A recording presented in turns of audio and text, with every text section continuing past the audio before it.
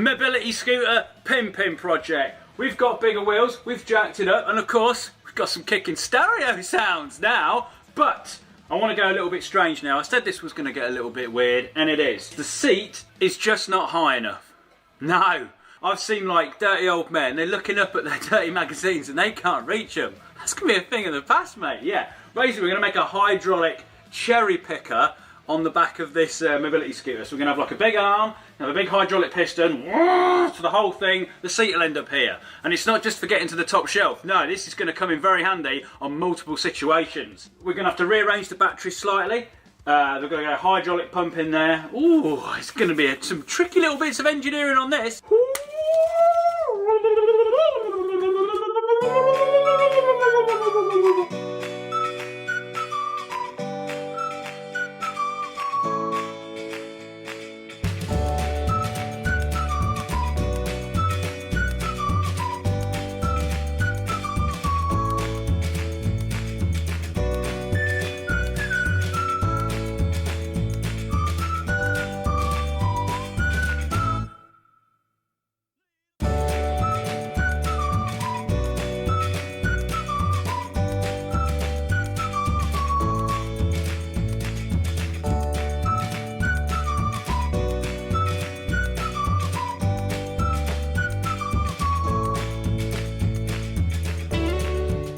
In, that's very nice. Also reposition the charger. Anything I was thinking of, I don't know if this is going to cause any problems, but now we've got a massive battery and a small battery. Is the charger going to think, what's on earth's going on here, Colin? You're trying to feed a fat kid and a thin kid with the same hands. That ain't going to work. Anyway, let's not worry about that now. Right, so next job, hydraulic pump. So I'm going to shove this on the other side. I'm going to push that under there. And that will slide in. But of course, Colin, the solenoid valves are in the way. Yes, they are. But I was thinking, they don't actually have to be there, do they? We can take them off and then just link them with two pipes to wherever we want to put them. So I think we'll unbolt them, slide that on, give it a bracket to fix to, bolt that down, and then put the speed controller and everything back somewhere, rig it all up, make sure it all works. And everything I did in the back axle on the last video, completely pointless. I was thinking, I wonder what I'm doing with this one, which is going to be completely pointless. Who knows? Because you don't know what's coming next. Ah! Right, got the solenoid valves off, and there's basically just two holes. Now I kind of thought, can I just drill and tap those holes? And I'm thinking, all the swarf and everything's all going to drop in. That's not going to do it any good. So instead, got a block of alley. We'll put that on the top, drill the holes out for it to bolt down, and then we need to put some threads and taps to get some fittings off that. And then I've got to put these little O-rings in, and they're in like little grooved slots. So I've bought myself a rotary table, and I'll have a go at machining them out. It might not work, or it might work. I don't know. I'm not an engineer. I just buy tools and try and use them.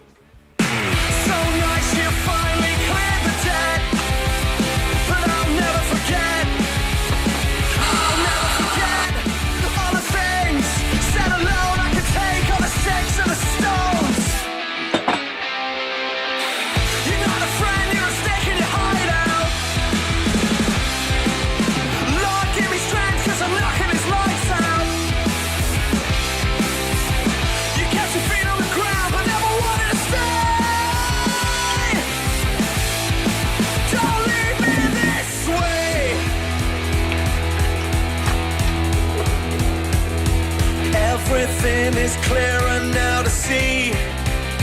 What a fool. Right, that's got it in there. It all fits pretty well. Look, I mean, even the top goes on nicely. Ooh, you'd never guess there was a hydraulic pump in there, would you? No, that's how I like it. Oh, I've just farted. We better start that again, ain't we? Took the solenoid valves off the top of the hydraulic pump. They're going to have to go in here somewhere. I mean, there's quite a big lump sort of thing to go, but I don't know where I'm going to have space because I need to do this big arm that's going to come up the back of the seat. So that's the next bit. I'm properly making this up as I'm going along now. I've got a hydraulic ram for it, but I don't know whether that's going to go on the back, on the inside. We need to then somehow keep the seat level. It's got to go backy. There is just joints and stuff everywhere to do on this. I think I'd like one of these when I get older. Huh, you've already got one, Colin.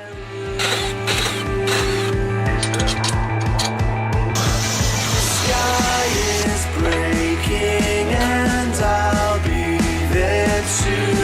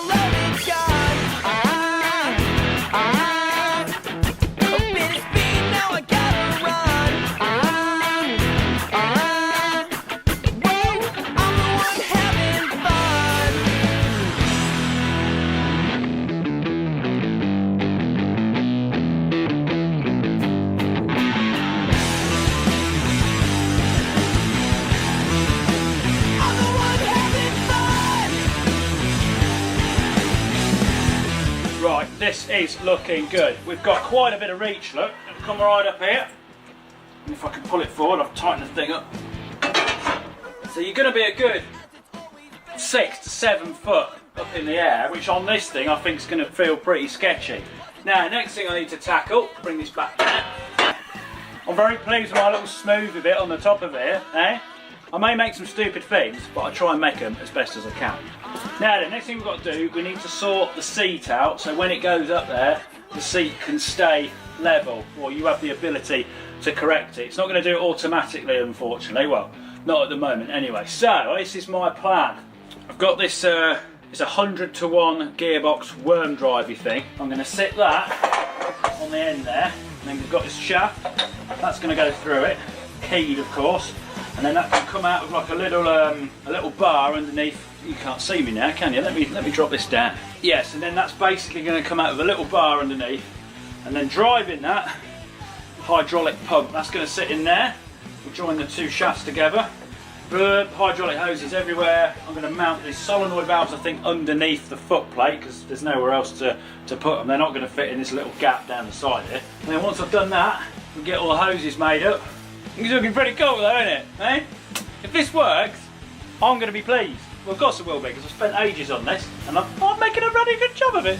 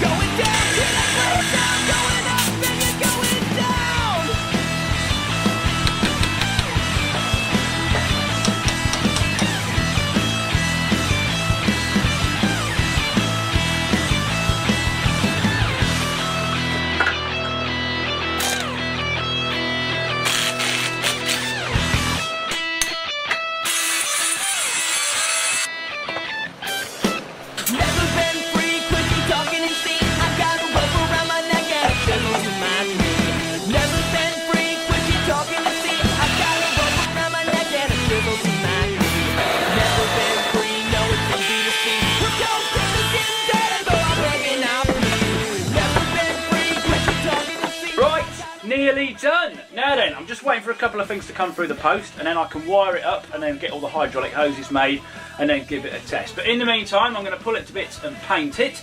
Now, it is actually Thursday, so the video should have gone out today, but I did say in the last video that for one person to do all this and make the videos is a little bit of a task, and it has been. I've nearly done it, but never mind.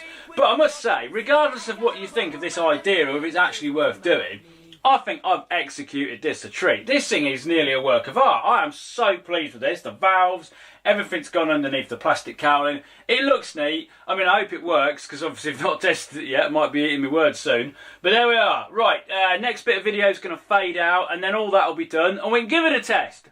Bosh! That's easier, isn't it? Maybe I should just not film stuff. No, Colin, it doesn't work like that. It's finished! Yes! I've got it all in, I've got it all done, it's all wired up, and it works.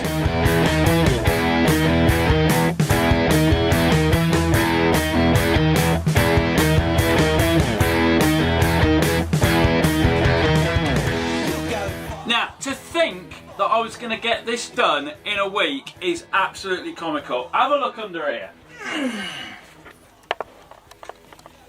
Just this bit, all these pipes and everything, 2 days to sort that lot out. I had to make my own manifold, and I thought I was just going to go and get that done in the morning. No, Colin, no. It does look pretty cool, doesn't it? Now, the whole thing is controlled by these little switches in here. So this one does back and forward, like so. This one does the seat. Orientation, and then this one does the bit up and down. And go up here, and then you can have a look under here. Look, ooh, look at all this. I got it all in, didn't I? This machine is not without its problems. There are still teething issues which I'm having to deal with. Oh! But you want to know if it works, don't you? Yes, you do. Right, here we go. Oh, backwards first. We're trying to go up. Make everything down.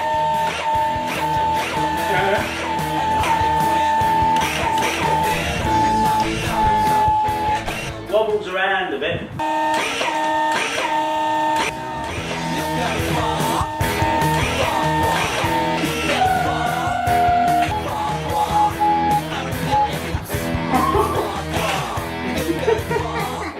There we are. We're at full height. What have I made? Oh, it's not the safest thing I've ever made, but then when is anything I make safe? Now getting down is harder. Oh.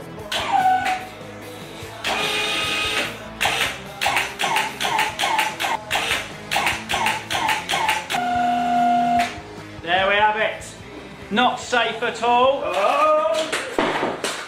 How I like it. What a creation this thing is turning out to be. Now I'm going to do a video at the end once I've finished putting all the mods on it where we have a bit of fun with it in the general public. But until then, we've got the Jazz with the wheels and the stereo. We have the Oddity with the telescopic seat. But now, what's next? There's no self-defense mechanism on this thing. No. Right, sub, notes on, boom, next video.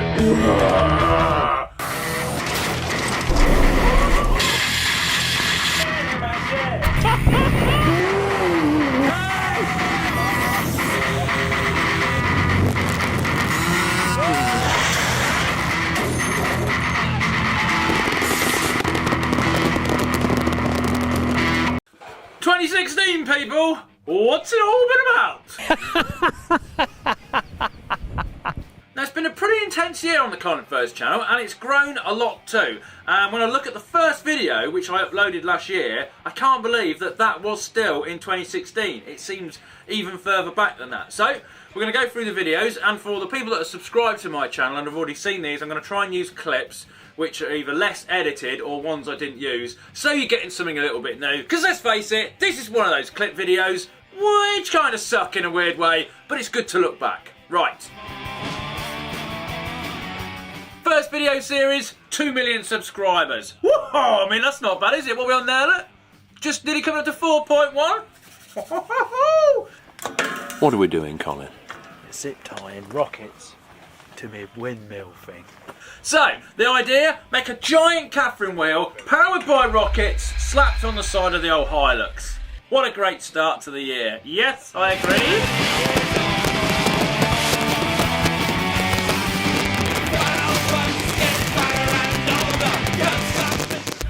Better get the broom out, I think. She's still spinning.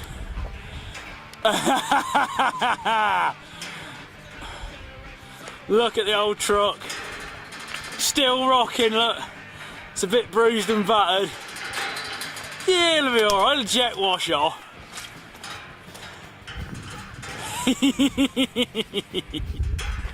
So with that all done, I don't know how I went from that to let's put a pulse jet on the back of a drift trike, spin round in circles and see if I can set fire to my back. Because that's kind of what happened.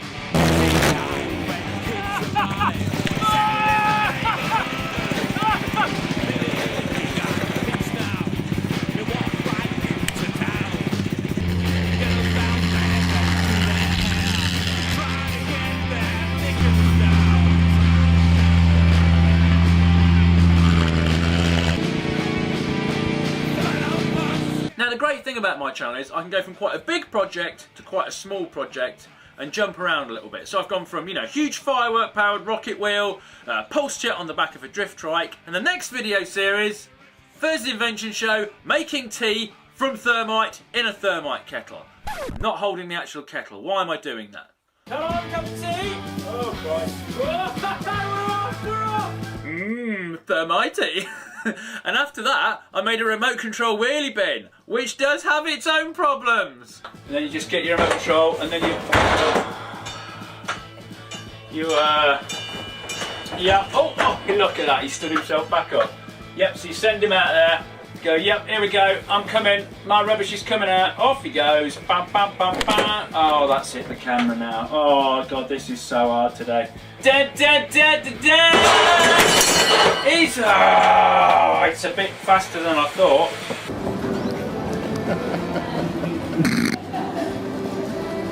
Brilliant. Now, I can tell you, there is more Thursday's Invention shows currently being made for next year.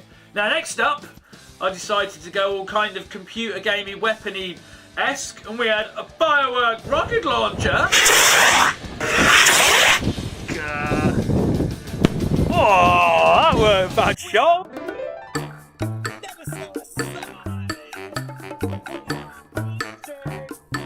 Smokey the Bear won't be happy, Rick. Smokey the Bear. People are always going on about Smokey the Bear. And all my replies is England, everything's wet.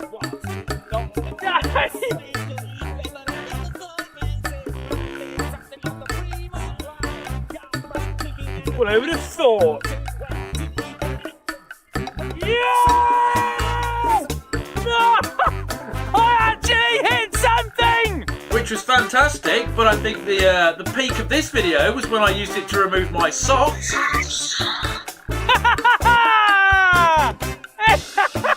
And then, after making a cup of tea with thermite, I decided let's make something which chucks it around. That's the thermite, not the tea. Potentially another project there then.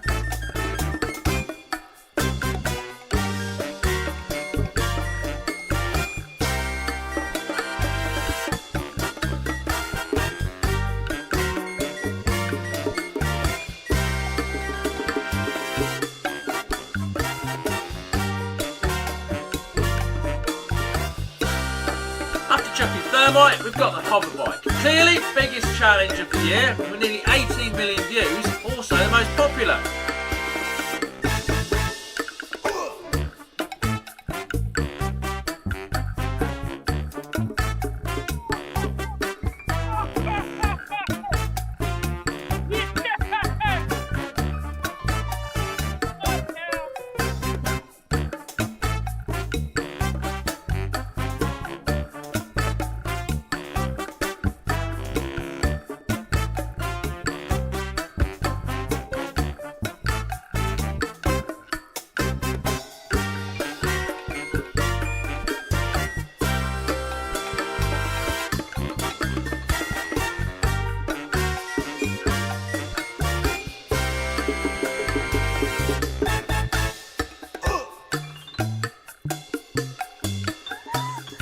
Broken it again.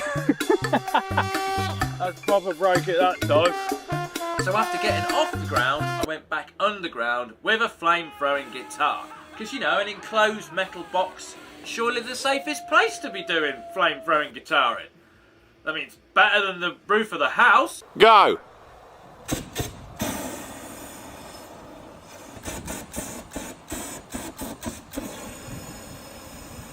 Unsurprisingly, after all these epic projects, there was another 1 million subscribers to celebrate. So, this time, we created the Firework Death Star, and once hoisted up into the air, it became a hub of epicness!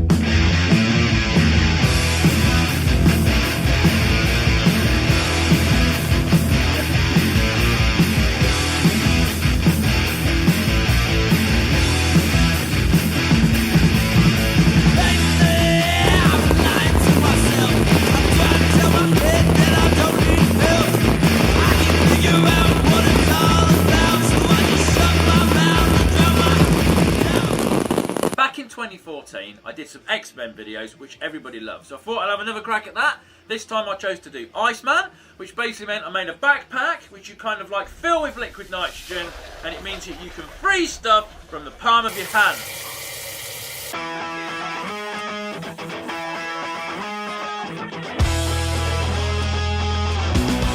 How cool is that, look? It's completely frozen.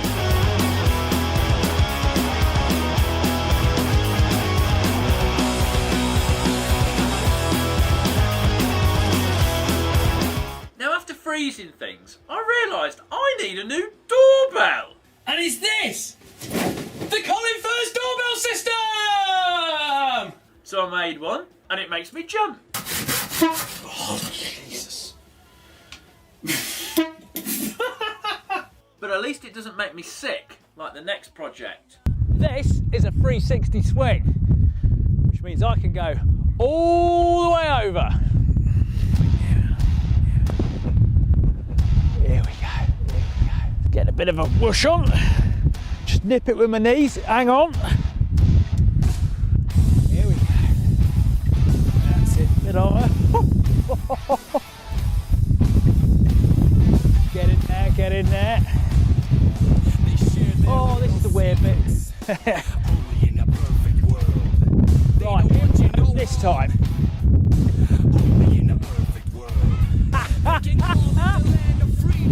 Maybe not. Oh, here we go. Ah.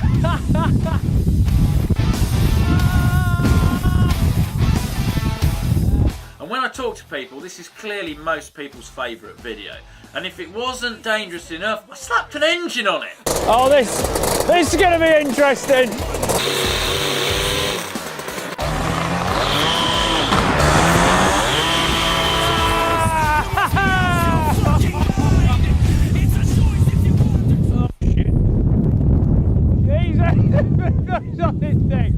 Take the brakes on. After recovering from the sickness from the swing, I decided to go all Q again and make some wrist-mounted craziness. Rockets, ballistic knives, tasers, Deus Ex style.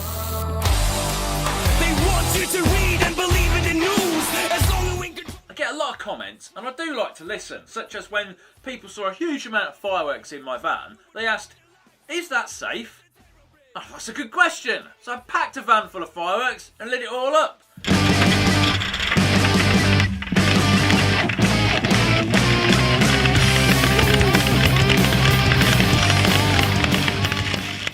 And it was made even better by some random guy turning up in a plane.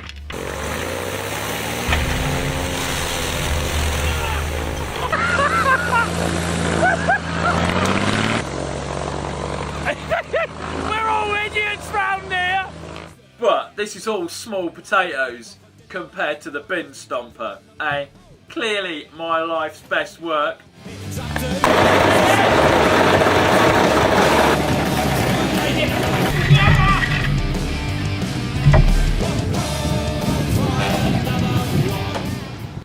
I do believe that was a bit of fire.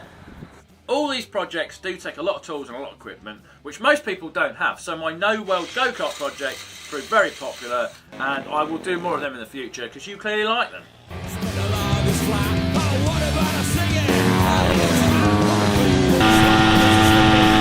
November 15th came, and this was my 10-year anniversary on YouTube. So I got as many gadgets and builds as possible, slapped them all in the garden, to see it all there, to see what 10 years actually looks like.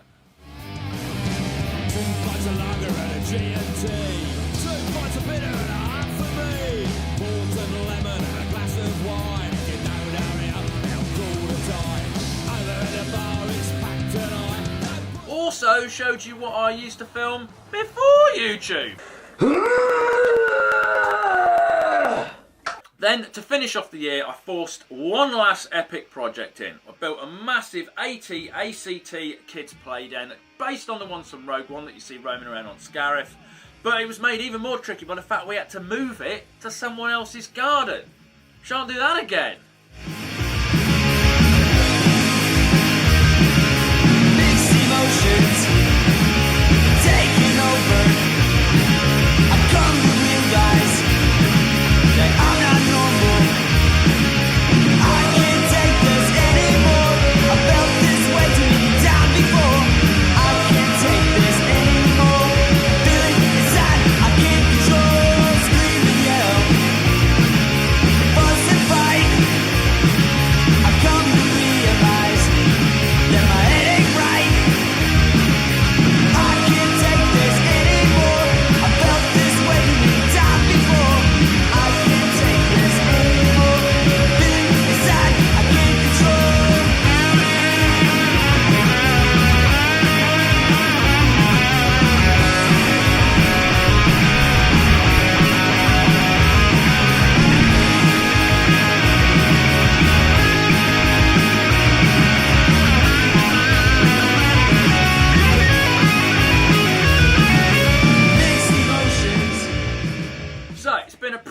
awesome year. Thanks to everyone that's helped. Thanks to all the sponsors. Also, it was good to meet the two Jameses from the Hacksmith and X Robots channel. But of course, subscribe. We've got to keep on going. Make this channel grow, make it even bigger and better. But there is one thing missing from all this. There's no 4 million subscriber celebration video, is there? Well, looks like 2017 is going to start pretty similar fashion to this year. Boom! See you next year, people. See you next year.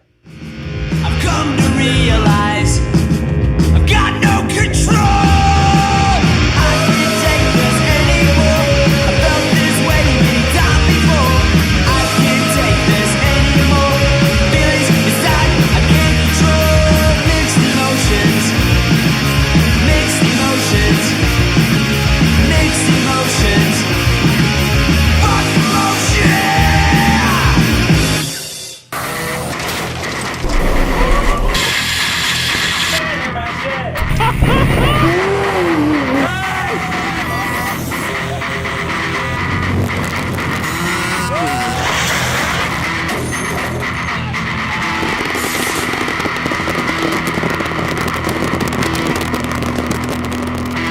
The internet loved the magnet bike with its unique magnetic suspension setup. The sensation of bouncing on a cushion of air was fantastic, and you guys loved it. The amount of comments asking all sorts of questions, but there was one comment that particularly caught my eye. Can you do this with skateboard trucks now? What a great idea!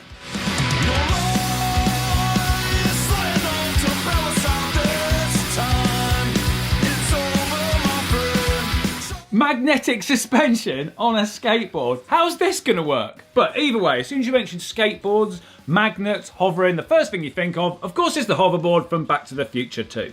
Now, of course, this is fantastic, and people have had a lot of attempts at trying to recreate this, and they've all kind of succeeded in some ways. You can spin magnets above a copper surface. That will hover. Doesn't hover very high, but it does hover. Or you can super freeze a superconductor above a magnetic track and do it like that. I've actually had a go on one of them, but there's one thing that they've all got in common. You can't just go wherever you want to go. You're either restricted to how big your copper plate is, or of course where you've got a magnetic track. But we don't want that. We want ultimate freedom that a skateboard gives you. So maybe magnetic suspension on a skateboard is the closest we're ever going to get to this becoming a reality. So I'm thinking, how are we going to do this? If we can get like a skateboard and then above it maybe have another skateboard which is somehow suspended above the original one with magnets. Magnetic suspension. So we're going to need some magnets that hold my whole weight up.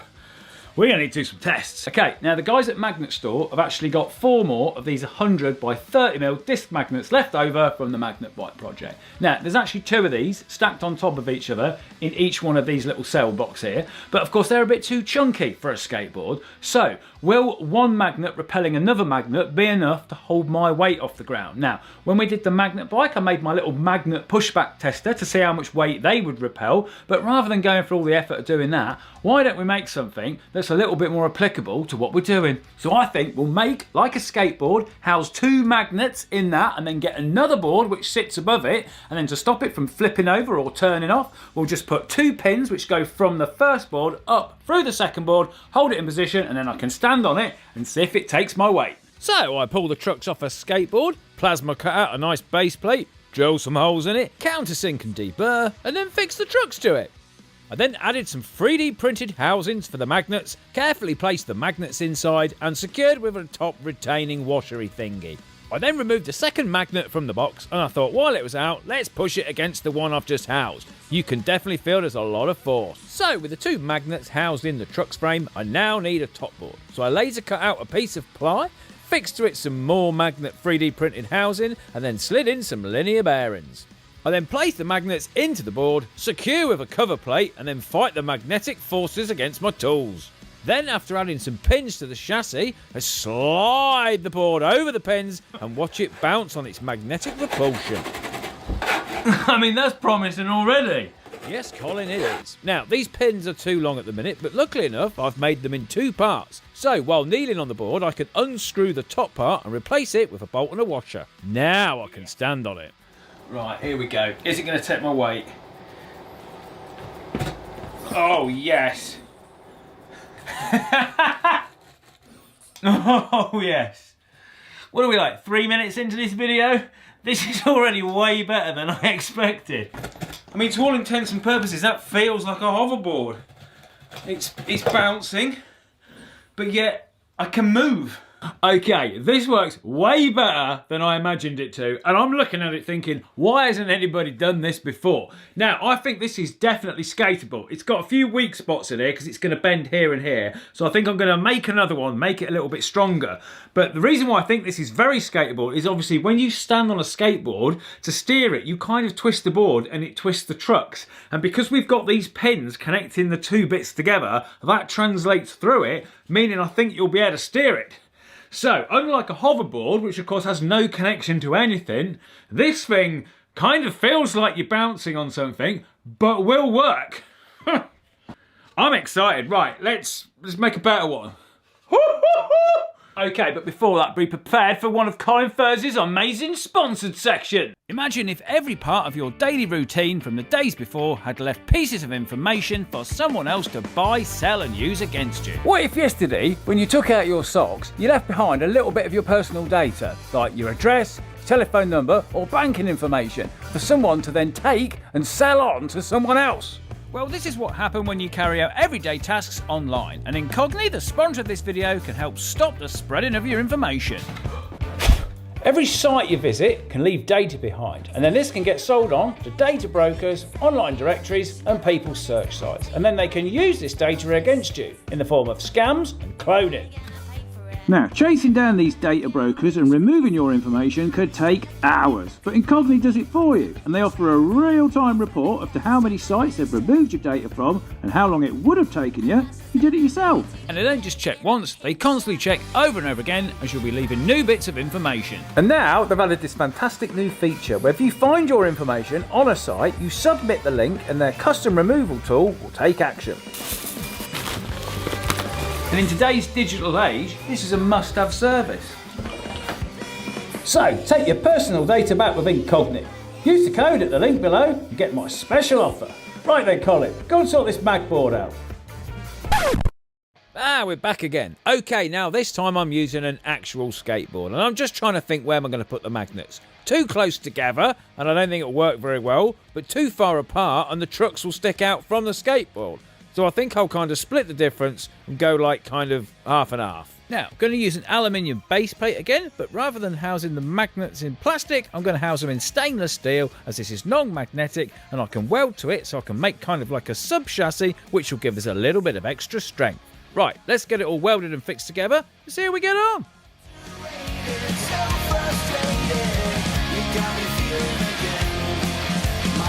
Oh, look at it, it's a double-decker skateboard, Colin. Yeah. Right, well of course the big question is, Colin, can you actually skate it? Okay, there is a small problem with this. I can't skate. Bike, I'm good. This, not so good. But despite the lack of skills, how's it actually going to perform? Mine. Well, as first test goes, it went pretty well. It's heavier. But look, it's this.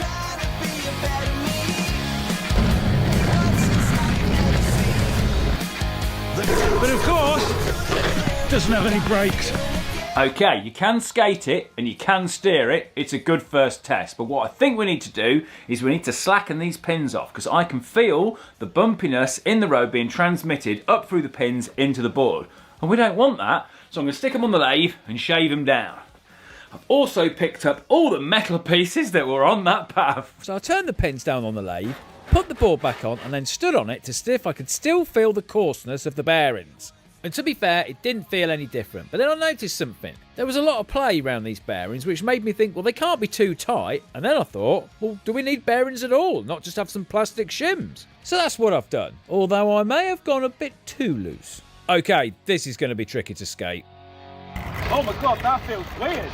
It definitely feels more hoverboard-like though. Okay, this is way harder to skate, but it does feel more floaty.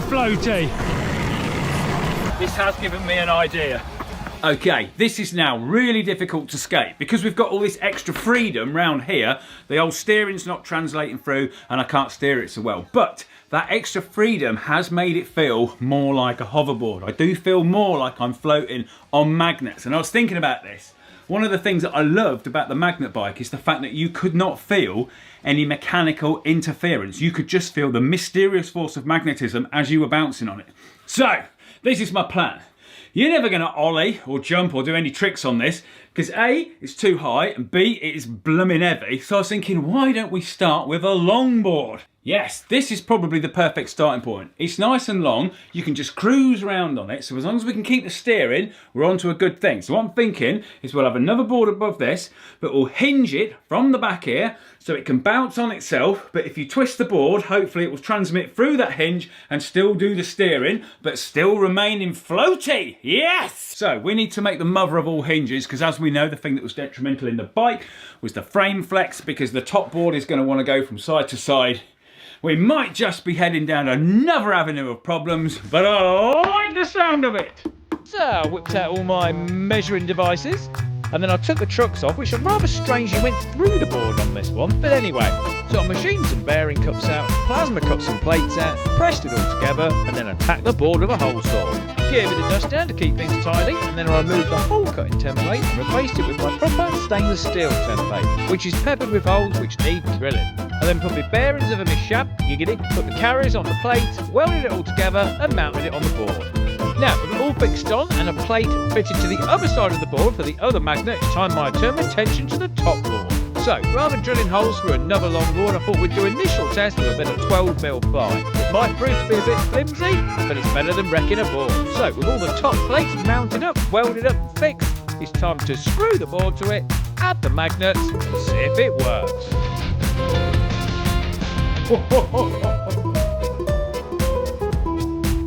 As soon as I stood on it, I knew immediately that this was better. We're getting there! Okay, let's find a smooth road and give it a test.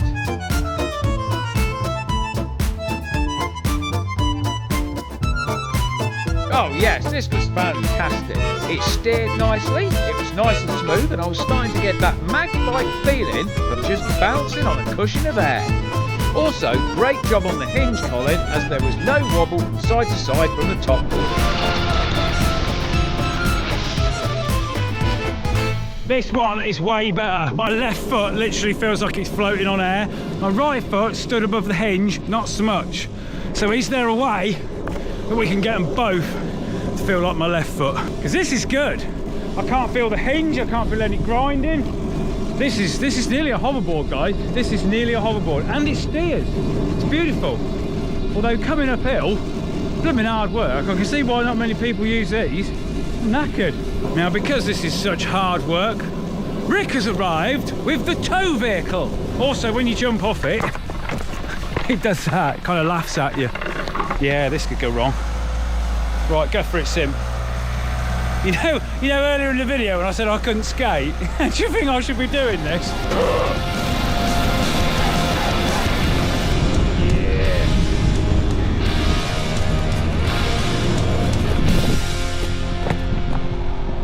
Okay, this is really positive. It's starting to feel a lot like this. It is blooming brilliant, but I'm thinking, can we get rid of this hinge? Because we ideally want to be able to see the top board. We want to see all the way underneath it. And this is kind of interrupting that. So I've been thinking, is there a way that we can kind of hold it in its position with cables? Okay, now to find out this critical piece of information, I have made this. Yes. So we have got the two magnets repelling. But in this top plate, there is a range of holes going from straight above these little bolts here, where we're going to thread the cables, and then we can move them further and further in to know which works best, if at all. I've got some bicycle cable here, which we're going to thread through. Are you going to work? That one. We'll do straight above first, just because why wouldn't you? Why wouldn't you, Colin? I don't know. Why wouldn't you? Why would you do any of this? Right, let's get you about level. I reckon somewhere. Right, let's take the clamps off. Right, then we'll unscrew these bad boys and we'll see what sort of mess we're going to get in. Right, Colin put some weight on it. Yeah, because rather than going down, look, he pushes it across. Because Colin on his skateboard. It's kind of weird though, because is the moving around actually going to feel quite hoverboard-like? Let's go full 45 now. There's no point doing the incrementals. Come on, Colin, we've not gone all day. Go straight for 45. Right, we have got them. Dagnell. What's going to happen, internet? Is Colin going to be happy, or am I going to look at it and be like, oh, it's definitely more stable. Oh, so you get a bit of a wonk on. Is that good? I don't know. If that can translate into the steering, we ain't going to know this until we make it. So, of course, internet, what are we going to do? We're going to make a board that's held together with wires. Yeah. So rather than ruining another longboard, I just cut one out of ply, put the magnets in, of course had the usual fight of all my metal tools, slid the board over, and of course you've got to stand on it, because why wouldn't you stand on it? I then clamped the boards together, ready to thread the cables in, and I was looking, I was like thinking, rather than having one cable go diagonally, why don't we have two cables going diagonally and cross them over? What a brilliant idea. So, with the cables trimmed and fixed back, how's it looking, Colin? Okay, is this going to work? Now, I haven't countersunk the magnets into the top board because I wanted as much gap in between the two boards as possible. However, that may work against us because obviously the wires are going to be under a bit more strain. But obviously since then, I've had a crisscross idea. Right, let's take these off. Right, bicycle brake cables. Are they going to be strong enough? It's gone all wobbly. Get your hands out of the way, Colin, just... No,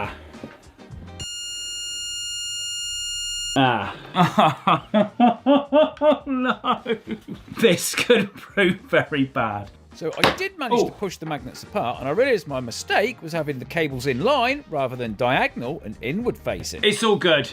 And 3, 2, 1.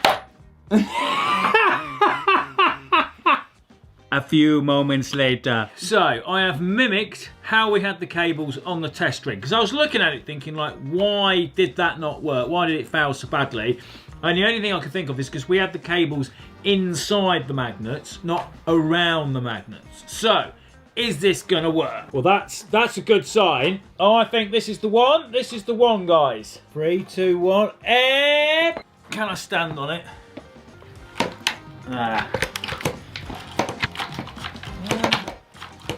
Not really what we wanted it to do, is it? So, some serious staring was in order. Okay, we have 3 wonderful magnet boards. Ironically, the one with my name on it didn't work at all, but this, the first one, what a great way to start this project. It actually worked. It floated along lovely, but these 2 pins, we don't like the look of them, do we? No, let's try and get rid of them. So we made old Hingy up here. Now, this worked fantastic. 50% of it felt like an actual fully working hoverboard. But of course, we don't want to see this big hinge, do we? That was the idea with the cables. You can see right through it, lovely. But it didn't work. So, let's have one last attempt to try and see under it as much as we can. Maybe the solution is a combination of these 2. So with that in mind, I have one last attempt and one idea to try to see if we can finally crack it.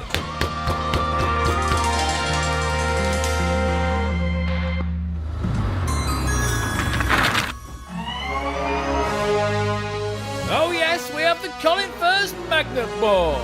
We've ripped off Back to the Future graphics, oh yeah.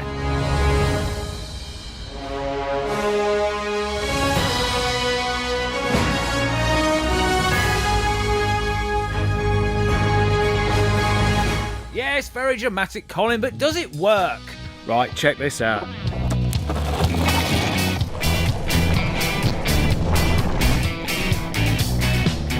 Oh yes, people, it totally works! Oh, this one is so much smoother. Now with a refined connection system, the board floats up and down with 0 friction, giving the sense of pure hovering. This literally is bouncing like you're on a cushion of air. This is unbelievable.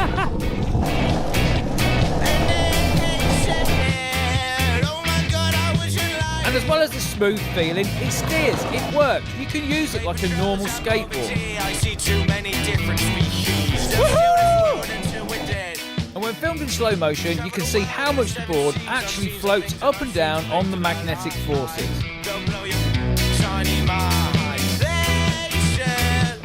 I have totally nailed this one!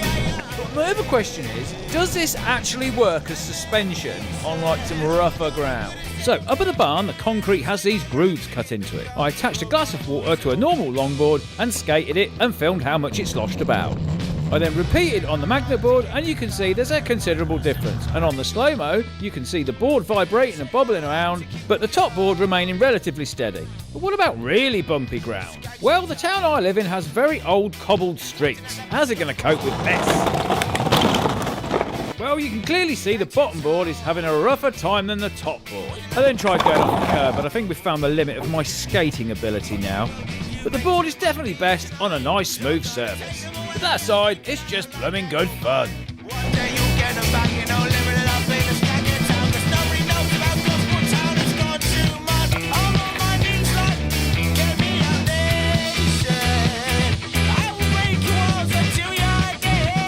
Okay, this is the best version by far. Now, I know some of you might look at this and think, Colin, you could just put springs underneath it. It would do the same thing, but it wouldn't. Bouncing on like magnetism is so much different. It's like frictionless. It generally feels like a cushion of air. It does feel like a hoverboard. And the key to that is getting these bits here to be as frictionless as possible. Now, this wasn't like Mark III. This is like Mark 7 or 8. There are so many different little iterations to get this right. I tried 2 smaller pins either side of the back magnet, but this wasn't strong enough. I tried 3 pins, but this wasn't much better. And again, it was the linear bearings causing all the problems. So I tried 2 fatter pins round some bearingless sleeves at the end, and well, it's starting to get there. I then thought, why round? Why not square? This actually worked a lot better, but with jam up.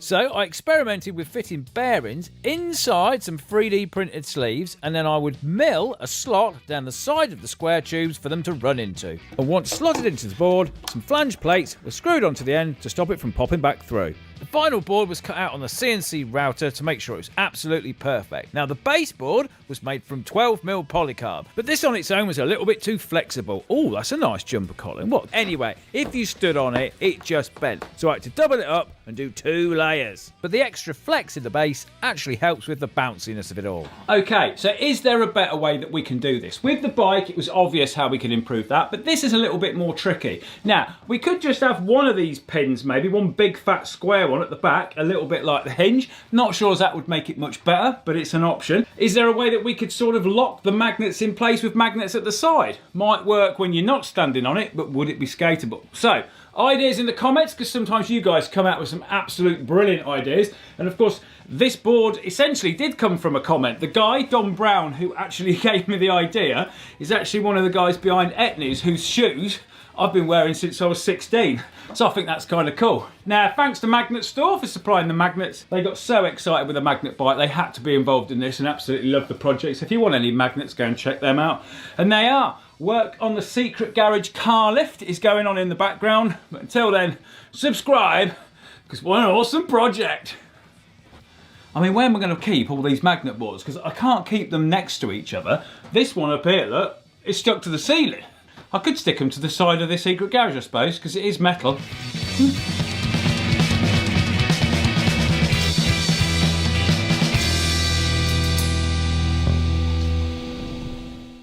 What if the suspension on a bicycle was not done by dampers, or shock absorbers, or springs, but opposing magnets? Now there's an idea.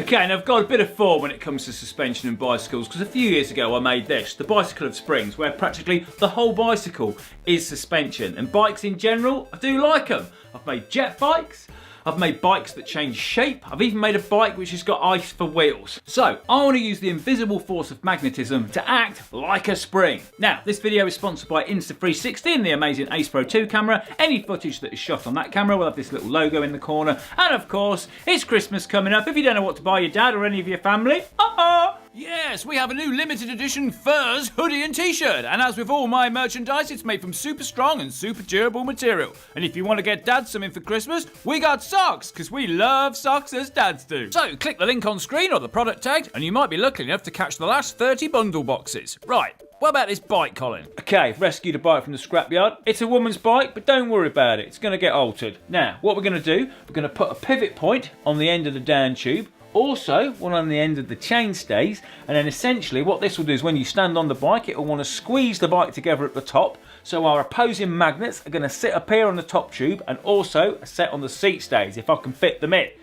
Now, before we do any of this, I need to know what forces we're dealing with, because like when Colin's on this bike and there are these gaps and he stands on it and it wants to squeeze together, how much is it squeezing? Because however much it squeezes, we need to repel, if not a little bit more. So I need to make like a bit of a jiggy thing that kind of measures that somehow. Jiggy time!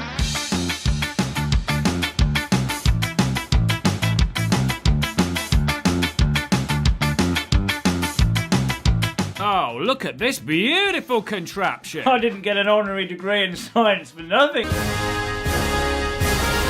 Okay, so the thinking behind this, I don't know how scientific or accurate this is going to be, but essentially pivot here, this is going to mimic the pivot we've got on our bicycle. This is essentially the rear triangle, this is like the front of the bike and then down to like the front axle of the end of the forks, because that's kind of where it levers from. So, I stand on this, it pushes against the scales, therefore giving us a reading, I would hope. Colin's on the bike, and it, oh, 30 kilograms, is that it? I suppose, now you see this is the thing you see, because if it was down here, you'd expect it, because I'm 80 kilograms, so would you expect it to be, look, the closer it gets here, the further down it gets, the heavier it gets. Well, let's check. Let's flip it on its side. Right, let's put you a bit further down. I've got to be careful with the scales, they're my next door neighbours. So, and I know what you're thinking, Colin, you've dug a whole underground system in the front garden. Surely breaking his scales is not going to be an issue. This could be the straw that breaks it. Right, let's go halfway down. So if it's 30 here, oh, yeah, this has got, that's 50, I think. No, 45. 45, so we have 45 kilos here, so we have got heavier, so I'm guessing right down the bottom, there we go, yeah, 70. So of course we're near the 80 of what's maybe the maximum it can be. Now of course the only thing we need to consider now is when you go over a bump or a jump, you've got a bit of inertia there, so it's probably going to do more. Okay, so 35 kilos bare minimum is what we need to be repelling. Now, I remember ages ago I did buy some big magnets, so fingers crossed these do the job. Right, got these two disc ones. I can sort of push them together. I don't know what I've got these for, by the way, but anyway. Now, these are made of iron. These aren't that strong, but I've also got these rectangular neodymium ones. Now, I can tell these are more powerful, because even in the packets, they don't want to be anywhere near each other. But me saying that doesn't really help, and we don't know what they're repelling, so we need a little testing rig. This! The magnet pushback tester. Ooh, pushback. Okay, so in the bottom we've got a magnet with its north side facing up, and then screwed to the bottom of this bit of wood we have a magnet with the north side facing down. So when you put this in here, it's a loose fit and let go, it bounces on its magnetic repulsion. Look at that, look. Interesting. We get this bucket, put that on there, and then we can fill it up with water, and then once we get down to, I think, like a 30 or 40 mil gap, we'll know how many litres of water, litre of water, kilogram of weight, we can see how much repulsive power it has. 1 kilo, 2 kilo, 3 kilo. A little mark, look down here when it gets to 30 mil. 4 kilo, 5 kilo, 6 kilo. Oh, one more, 7. So about 8 kilos.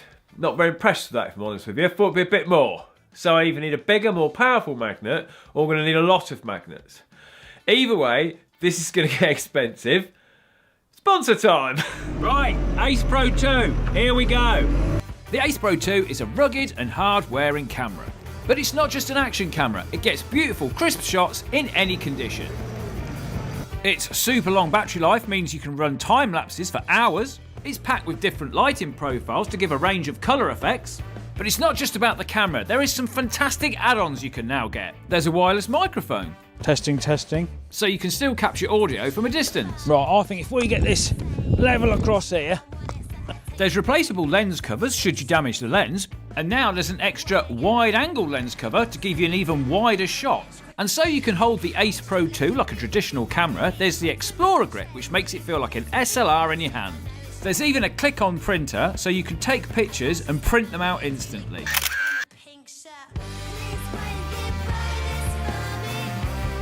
And now the Ace Pro 2 comes in this beautiful white, but maybe this is not the job for that.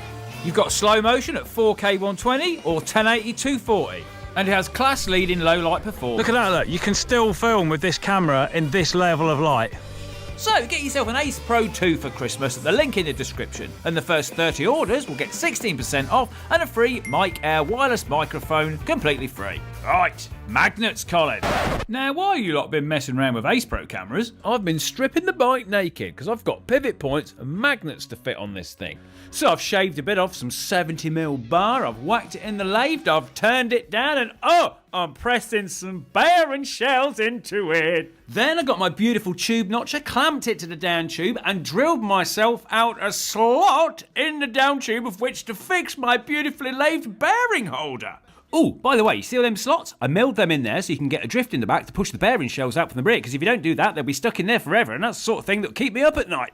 Then, clean the paint off, weld it up close up, weld it up from further away. And then also, I've added this little gusset for a little bit of extra strength. Cut away the down tube. Ooh, that looks weird. Plasma cut a plate out, bend it in the vise, tube notch a new down tube, which hopefully is a little bit stronger, and then assemble. Why don't you care?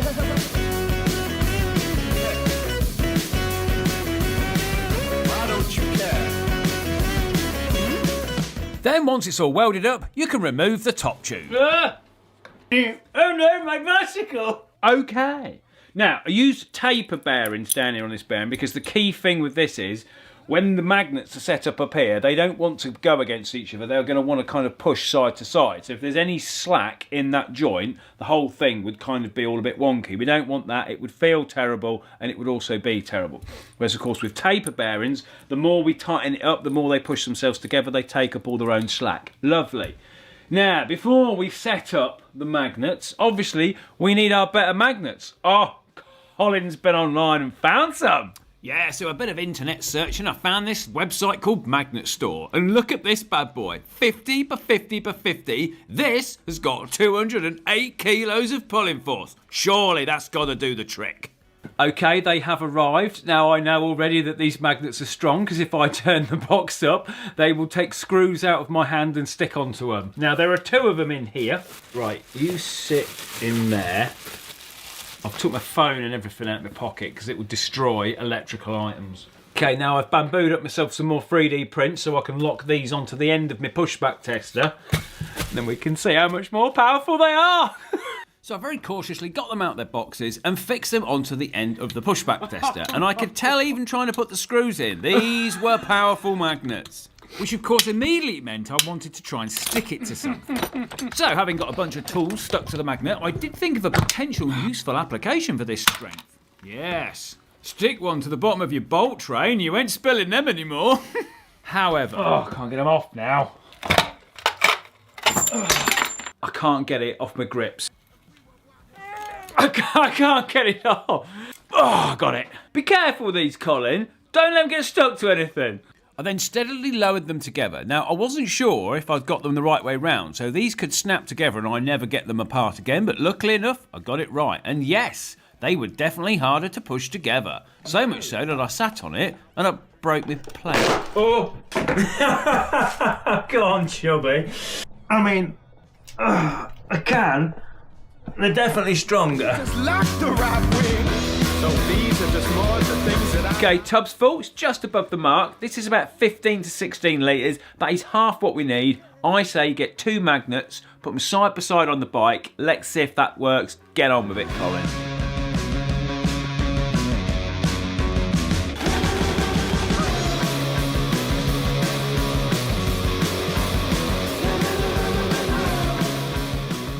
Okay, my bike has transitioned from a woman to a man, very 2025. Now, I know what you're thinking, Colin, why didn't you put that on in one piece and cut it afterwards? I don't know, all right, just stop going on about it. It was a mistake. It would have been easier to do that. Now, these are the magnets, or these are mimic magnets. These are going to have to sit up here. I have made this little jig, which I've cut out so we can see where the magnets are, what angles I have to cut this tube at. Very nice, Colin. So I'm just going to put a little 6mm plate on the back that they screw to, and I'm going to make it so potentially we can stack them, because I said I think we're probably going to need 2 each side, 4. I'll put them a bit higher, because as we know, the higher up you go, the less force they encounter. So there'll probably one there, one there, one there, one there. But I'm just going to do these two first, because I am Yeah, I forgot what I'm saying there. Right, get on with it. Now, with the jig clamped to the frame, I could mark it up, and then I got a hacksaw, old school I know, and cut the pieces out that we didn't need. I then made this little tab with captive nuts on the end, welded that into the frame, and then got my 6mm magnet backplate and bolted them to this. Now, I've made these separate plates because if I want to reposition the magnets, I just cut out different plates. So with these fixed on, I checked the position of them. They seem to like they're going to touch and come together properly. Very nice. So then I got my super strong magnets, carefully put them into their clamps, even though they wanted to constantly stick to the nuts. And then I put them to the frame. They snapped in there. Oh, you can tell there's a lot of power. This bit of wood I put in the back to protect them could barely get it out. Bolted them down and then fixed the second magnet, making sure it was well out of the way of the first one, and then ready to test. We slowly brought the two together until we could feel them bouncing on their own repulsion. It kind of, that's good, isn't it? Yeah. I then got on the bike. It does work, yeah. It actually feels like real suspension. Okay, this is good. I'm excited about this. Now, of course, if I put my full weight on it and jump, they will touch each other. So I'm going to take these two off, change these plates to ones that can accept 2 magnets, and then we'll see where we're at after that. So, I undid the bolts, holding the magnets on, fighting the magnetic forces, and tried to slide the magnets off the bike. This was quite tricky. Jeebus, I'm not making this up. It's that hard to take these off. Then removed the single magnet plate and swapped them for a double magnet plate. Is this going to be any better? Let's move you. This is my little jig to stop it from... Yes, we are okay. They are still repelling.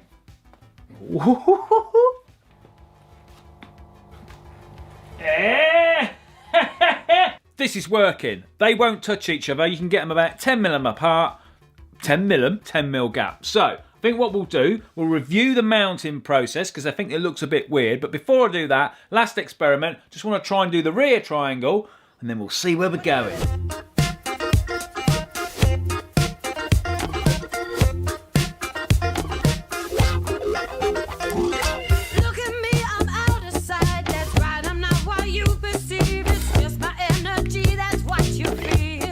Okay, we've got a rideable bicycle. I've ridden it and it's rubbish. Right, long story short, the magnets touch each other and we've got no suspension. We've got a list of problems and let's go through them. First off, it's rubbish. We've got frame twist, essentially. This seat tube, because it's not part of the frame anymore, it just sticks out from the top.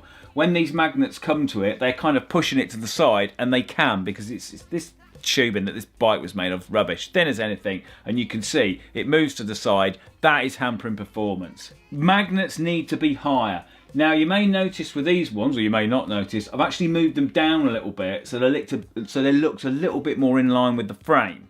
Now I did this for aesthetical reasons, but performance wise it has had an effect. Yes, just moving it down like 50mm or whatever it must have been, maybe even less than that, 40. They don't work as well anymore. They certainly don't, because when I stood over there, I could feel it and I couldn't seem to get them to touch very easily, whereas this thing just touches itself all the time.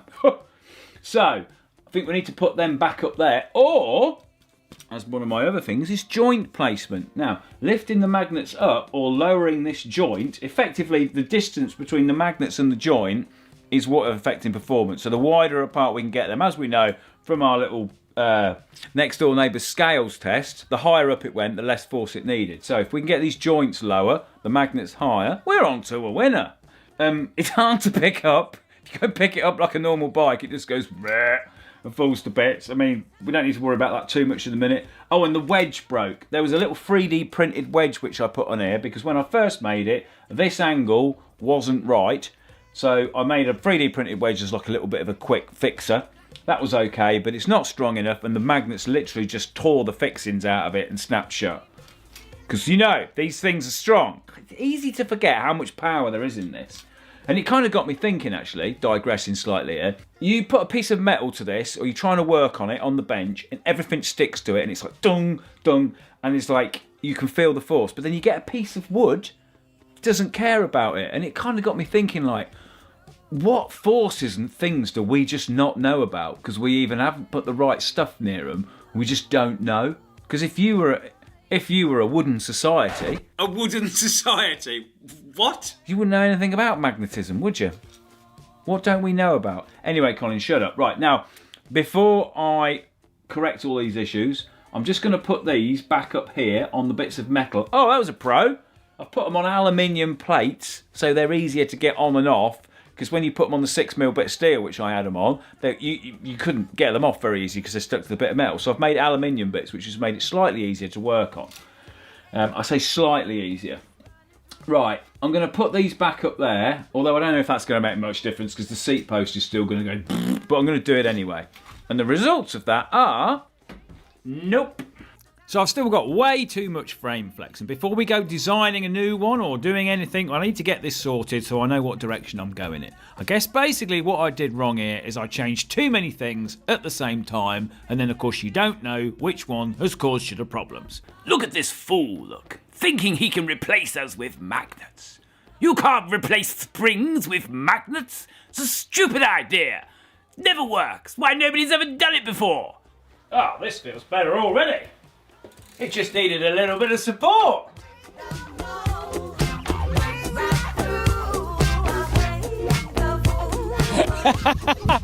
It's working!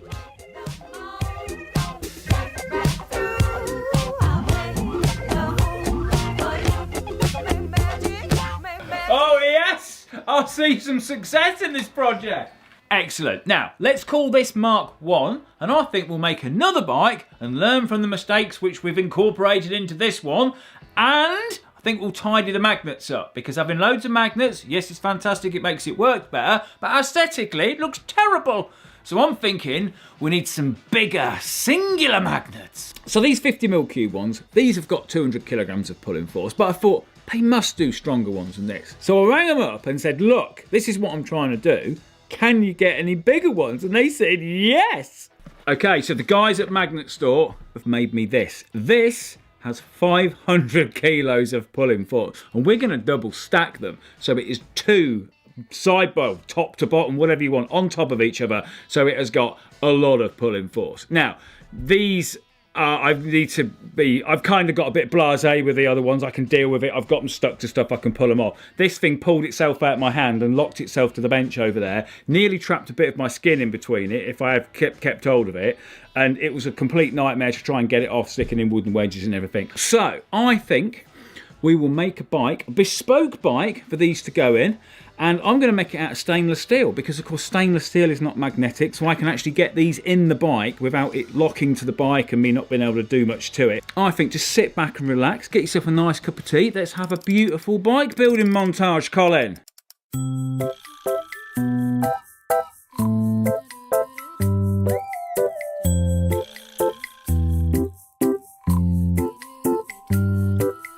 I'm a marionette. She pulls all my strings, and she cuts the ties. When she gets bored of me, I was carved from wood with love, detail attentive. Then she threw me in a box, 'cause now she prefers plastic. She doesn't get it. She thinks she can retie the strings at her nearest convenience. I'd fall back into it. I twist myself into knots. She hopes I'll never learn. She's only nice to receive. I do it because I love her. I'm a marionette, loyal to a fault. She gets tired of me quickly, then she runs back to her plastic dolls. I never speak a word as I sink into the ground. When someone shows me their interest, she always comes back around. She doesn't get it. She thinks she can retie the strings at her nearest convenience. I'd fall back into it. I twist myself into knots. She hopes I'll never learn. She's only nice to receive. I do it because I love her.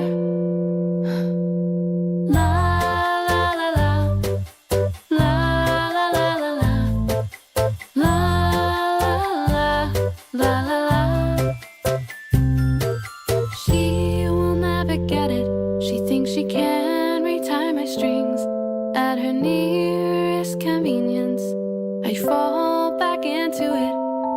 She throws me to the ground 'cause I finally learned they all come to see the marionette, not her.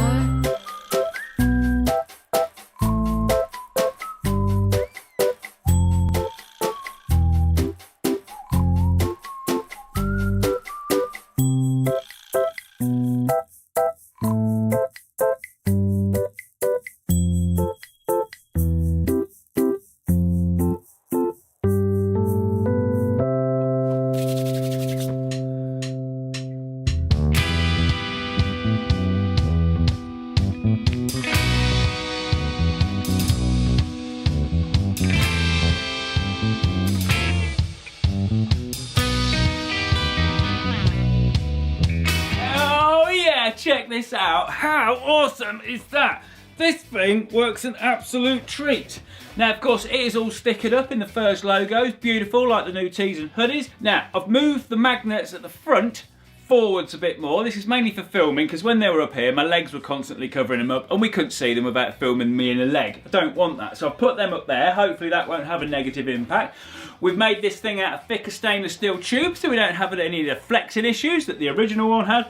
And I've put these little cables down here, look, so I can pick it up and the bike doesn't fall apart.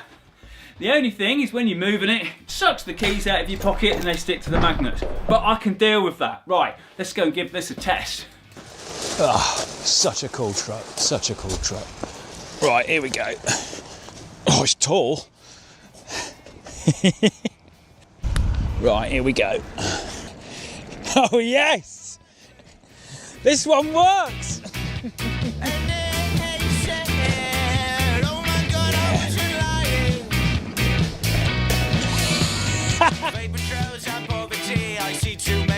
We've got a bicycle with magnet suspension. Look at it just bobbing along, look. Oh, that is sweet. Oh yes, this thing is finally working. This is smooth. It feels good. So I took it for a longer ride and it just glides along. On slightly rougher ground you can see the magnets soaking up all the little imperfections in the ground. But this is still pretty flat, Colin. Never felt it. So I took it down these long steps and it coped with this very well, but I could tell I was near the limit. That's an experience. So I thought I'll take it to a pump track and give it some prolonged pressure. Oh, I can't deal with that. That's too much for it. That's too much. I think I may have bent something. I think I may have stretched the joint somehow. Have I bent it or? Oops! We have found its limit. Okay, for everyday riding, this is absolutely fantastic, really smooth, but of course we've only got to give it just a tiny bit more abuse and it starts crying for help. But it's not the magnets that are failing us, it's the joints, it's the frame. Basically, we're asking too much of it for this distance from these joints to be able to hold themselves in position. Now, you may ask, why have you done it like this, Colin? Well, two reasons really. One is the old YouTube thumbnail, the thing that's more important than the video these days, is these gaps, they look really cool, and some of you might be watching this video because you saw the gaps in the bike and thought, hello, what's going on here? And also, I wanted there to be absolutely no doubt that the suspension was working off the magnets and there wasn't any sneaky springs somewhere. But well, I think there's another project in this. There's a Mark II. So we need to think about this. How can we do this any different? Now, we could put support rails and stuff, or we could have even a central shaft running through the middle of the magnet. But again, I quite like this setup where you see the gap. So ideas in the comments, maintain the gap, make it work better. How can we do it? Right, thanks to Magnet Store for making the bespoke magnets. Very nice. I might need you again sometime. Of course, subscribe if you haven't, because why wouldn't you? And of course, don't forget the merch, the t-shirts, the hoodies coming into winter. You might need a jumper, might you? Yeah. Right, I'll see you in the next one. Magnet Bike.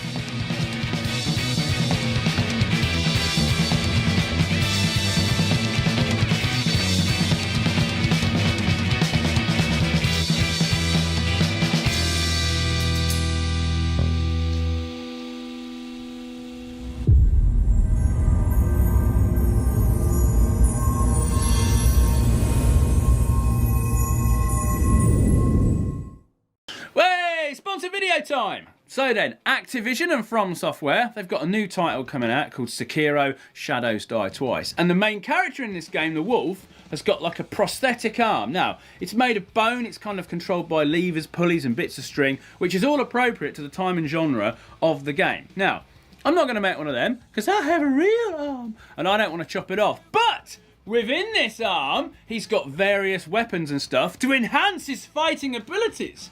He's got a loaded axe. He's got a grappling hook to pull himself up to different levels. He's got like this shield which spans out. He's got various pyrotechnics and whatnot. And that is what we're interested in. So today I'm going to concentrate on the loaded axe. An axe that flicks out from your wrist and folds back up again. Now that's the Colin First project.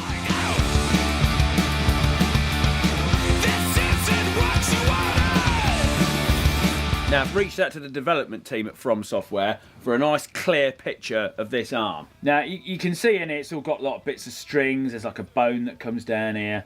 And then we've got this ooking great axe, which flicks up here. Looks like it's got bits of copper or leather or some straps around it. And then it kind of joins up where, I suppose, where my wrist bone is. Now, we'll have to kind of attach ours just there, I suppose. And then it's just a case of how we can get that to flick down into my hand. Because the problem is if something's attached to me there, when it flicks down, you struggle to grab it. So I think that's going to have to be kind of quite flexible for me able to then maneuver it in a way that I can actually do stuff to it. And also if it just comes down on like a pivot, then it might be facing a funny direction as well, which might not help. Right, and I'm going to get an axe to swing down from my forearm.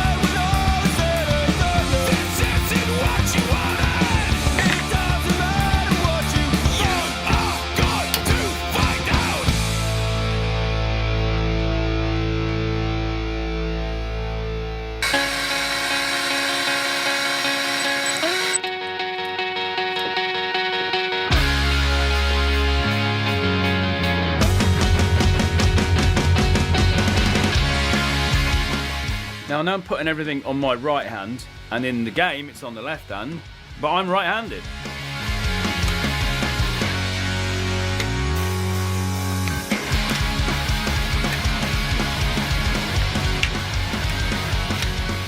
Getting there, just need a bit more movement on my arm.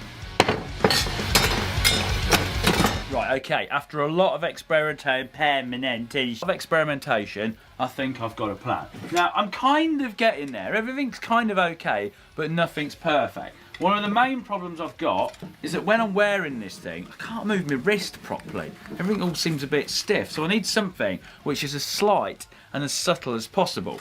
So, what I'm going to do away with all these bits that wrap around on all these little flick-ups. I think I'm just going to have a straight bit which goes along, and then I'm just going to wrap like cord around it, and a little bit like the string in the game, so it'll match up pretty cool. Now what I've done, I've put magnets on the axe so it flicks up, but I actually think it's going to be better to put a thicker piece of metal on the axe and put the magnets on the actual wrist bit. Thicker the piece of metal, the more magnetic grip they'll have. So we'll put the thick bit of metal inside the axe, the magnets on the wrist strap. Oh, and the last thing, this spring is good, but I was thinking that could just be a bit of rubber hose. And there we are. So, I have a plan, and then once we've done that, she'll dress it up, and hopefully we'll be flicking.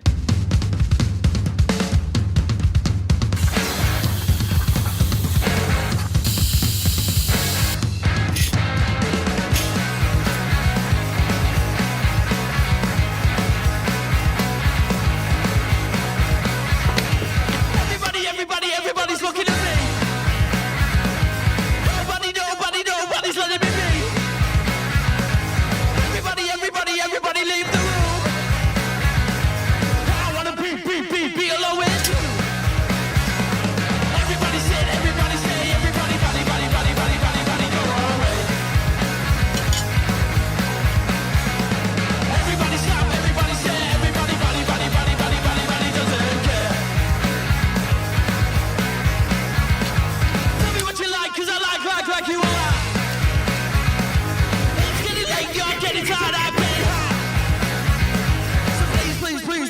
let me buy you a drink. 'Cause you made me silly and I really, really, really can't think. Everybody sit, everybody stay, everybody, body, body, body, body, body, body, go away. Everybody stop, everybody stay, everybody, body, body, body, body, body, body, 'cause I can't.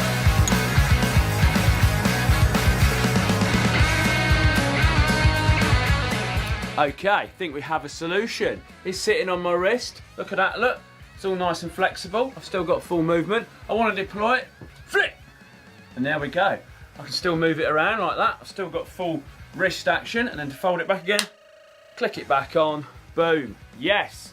Right, now I need to make it look as close as possible to the one in the game. So we need bits of leather, bits of metal. I don't know if we're going to put any bone on it or anything like that. But just make it look like the one from Sekiro, Shadows Die Twice. I think I've got these straps slightly too tight at this point. My arm gets a little red down here. Everybody stop, everybody stay, everybody, body, body, body, body, body, body, 'cause I can't.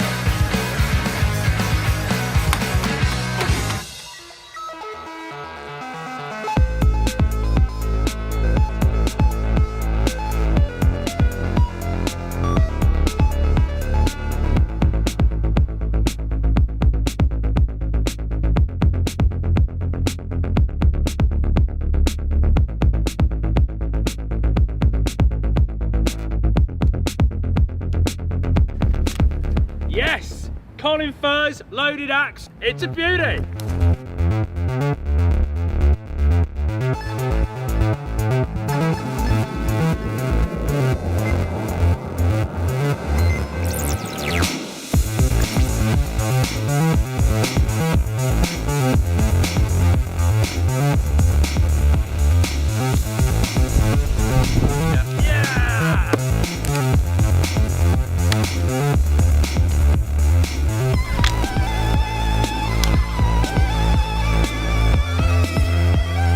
And this is not the only axe I've made to fit on it.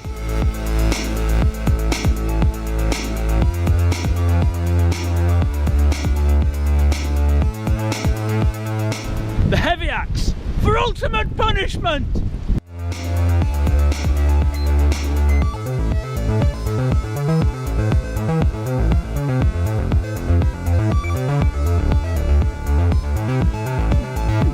And this one is the same as the one in the game and faces the right direction.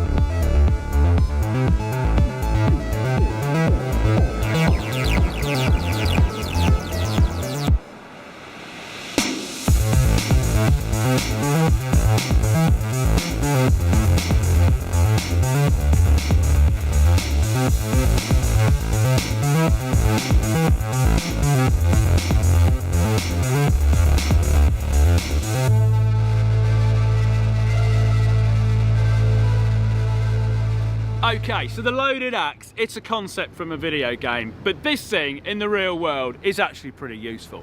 I've got full arm movement, it doesn't get in the way, it doesn't poke me in the body, and if I was out in the woods and I just wanted an axe, flick down, I've got one, and when I'm fed up with it, flick it back up, it's gone! I mean, I could see the army or craftsmen using these. Now then, if you want to check out more from the game, Sekiro Shadows Die Twice, there is a link at the end of the video. And then in next week's video, I'm making the big fold-out steel shield. Yes, subscribe, you don't want to miss it.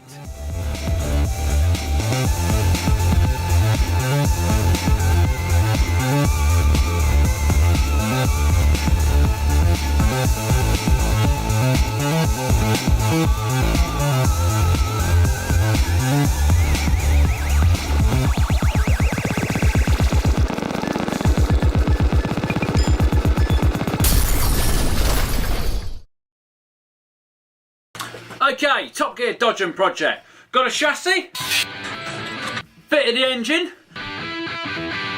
had a visit from Stig. All we need to do now is finish it off. First job, I'm going to start from the back and move my way forward. So I'm going to mount the fuel tank, the battery, and then hopefully by the time I finish that, my sprocket will have arrived, so I can sort that out, sort the chain tensioning system out, and we can do the brake caliper, and then after that it's gear shifter or electrics or whatnot. But there we are.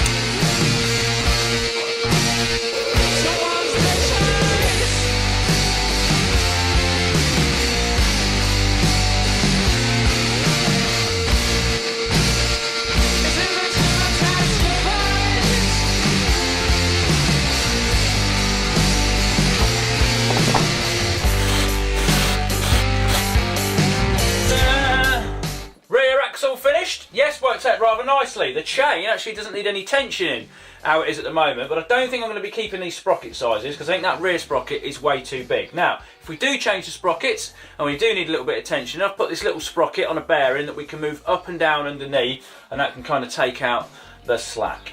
Now then, fuel pump went where the battery was going to go, and I've put the battery just here, which works out quite nicely because that's kind of where it was on the motorbike, which should mean the wiring loom connects up to it a lot better. I think the next job now is the gear shifter, because that's just what I fancy doing. Got the shifter off the motorbike, going to mount that somewhere around here, being careful not to foul the steering. And then the attachment that goes onto the output shaft is going to want a little bit of modification. It's going to want bringing out slightly.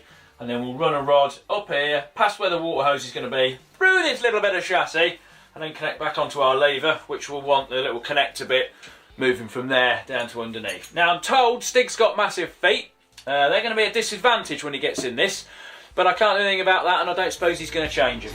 So, look at that exhaust pipe, mate. I can't stop looking at that. I'm well pleased with that. Oh, no.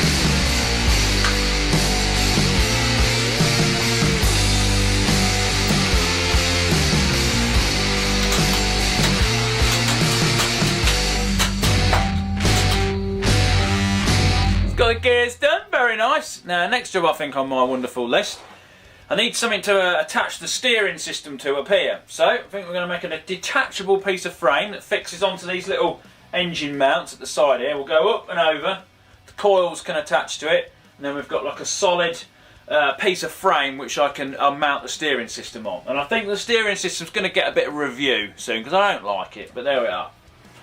Let's get on with that.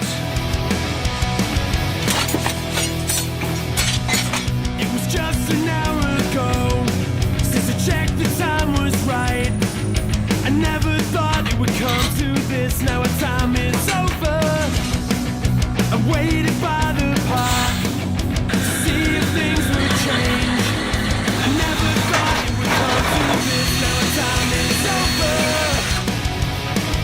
At times like this, well, I'm gonna miss. At times like this, I'm gonna miss goodbye. She said I've been misled. Goodbye. She said I've been misled.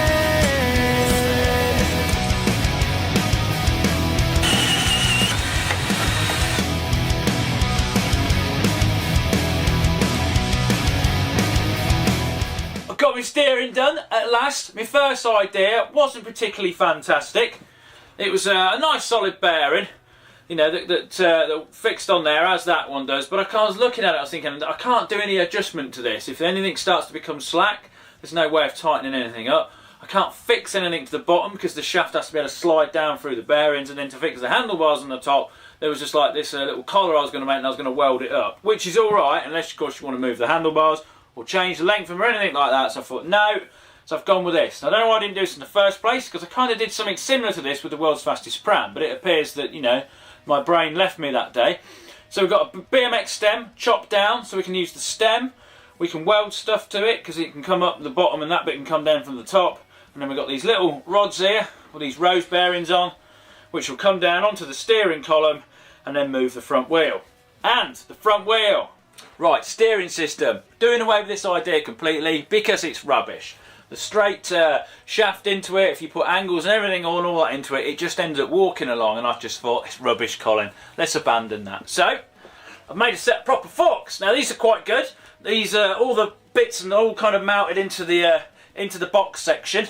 and it's done in a way that I've bolted it together so I can unbolt it, and then once I'm happy with it I can go around and weld it all up once I know everything is the dimension and size of which I require.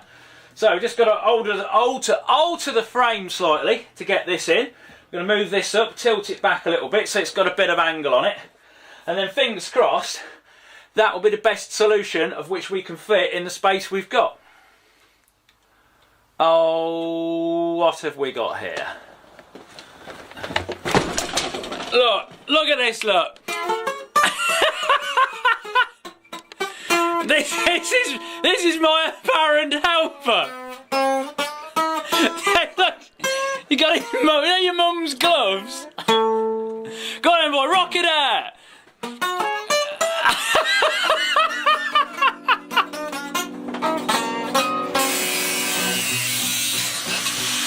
Fall and see it's not that far. What we call this. Steering system finally done. Mounted my coils up here, very nice. Next job, the radiator. Now this is the one that come on the bike, and it's actually got a curve to it.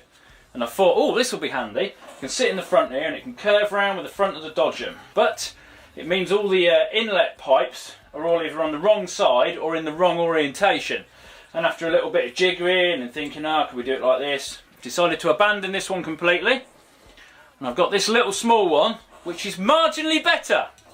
So the pipes are still not exactly where I'd like them, but they're better than that one.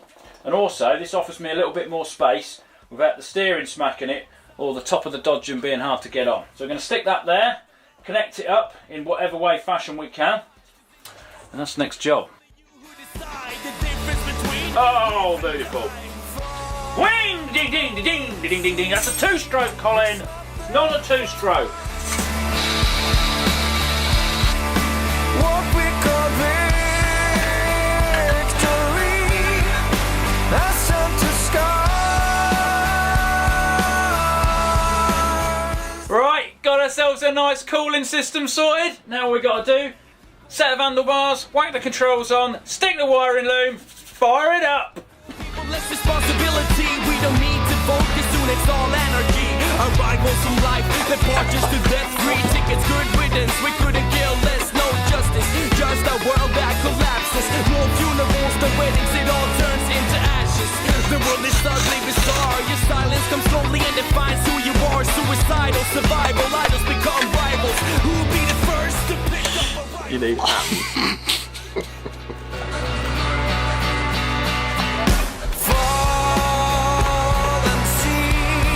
It's not that far. What we call victory has turned to scars.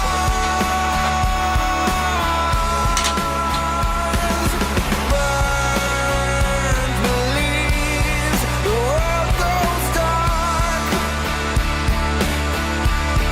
The silence comes slow. Defines who we are.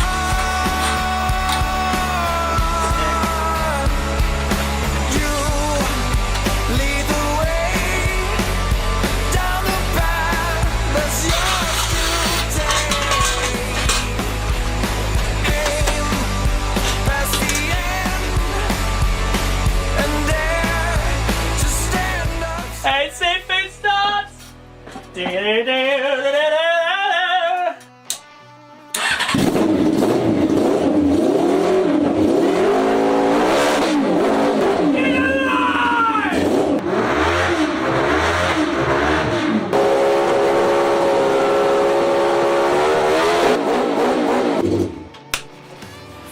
She's a beauty!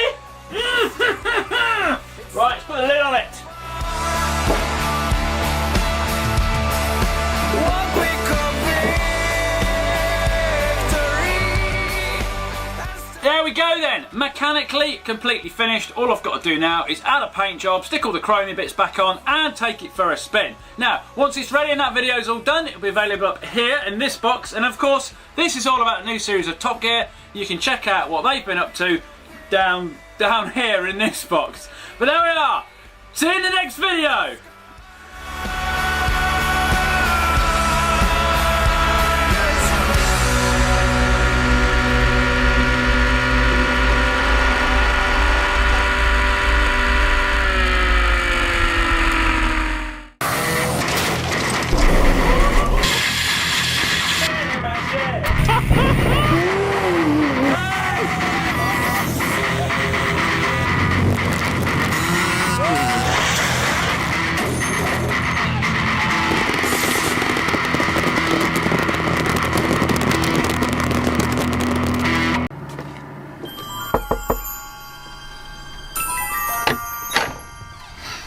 can't say a word.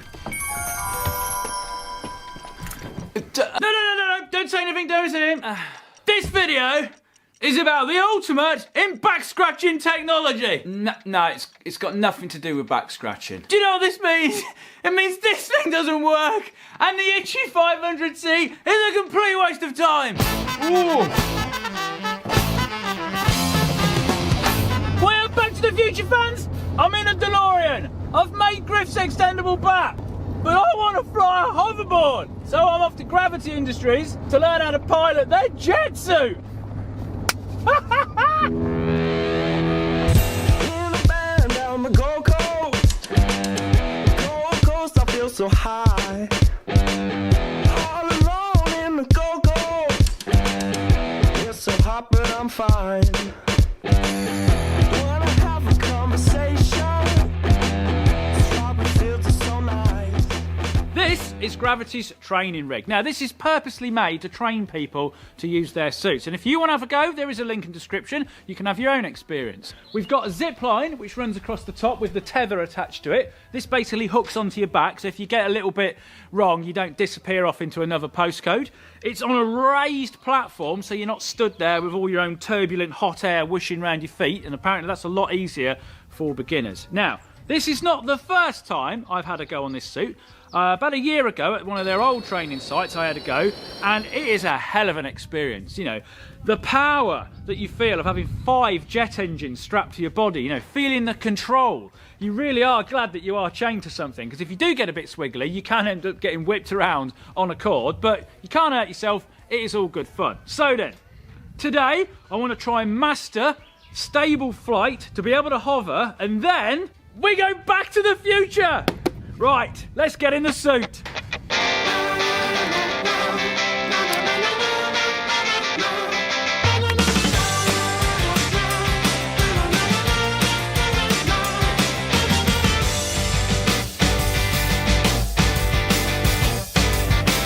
Okay, so I had a go this morning. Basically, what I wanted to try and do was just get up into a hover and not swing around on the rope like a yo-yo. And as time gone on, I got used to it. But my arms got a bit tired, so I've had a rest. We've had something to eat. Richard's given me a little few more tips. So I'm back in the suit now. Let's have another crack. I said I want you, I'm feeling so good. You said I don't understand, but I misunderstood. I said I need you so bad. You said I got dirty secrets, so you still take my hand. You are the only one, but I wanna make you mine. Now come on. Right, the rest has clearly done me some good. I think I just need to concentrate on steering now. Now, to actually turn this thing, you kind of just move your arms back and forth, and then it pushes you around, which is easier said than done. There's a lot going on. Right, come on, look. Leave it after lucky tonight. What?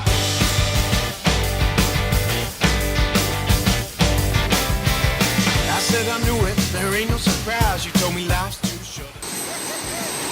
I think I'm starting to get this now. Right, just need a bit of a fuel top up. Let me a hand. You aren't the only one, but I'm gonna make you mine. Now come on. So, to control the beast, I've got a throttle in my right hand, and you just pin that full belt all the time. And then in the left hand, there's like a trim. So you can trim up, trim down, and that basically tells the ECU how much that full throttle is. Now, 2 jet engines on each arm. These kick out 22 kilos of thrust maximum each. Big one on the back, that's about 55 kilos. So combined, if you convert it into horsepower, it's about 1,000 horsepower. And then the fuel tanks are either side of the big jet engine. There's also a kill switch if it goes all wrong.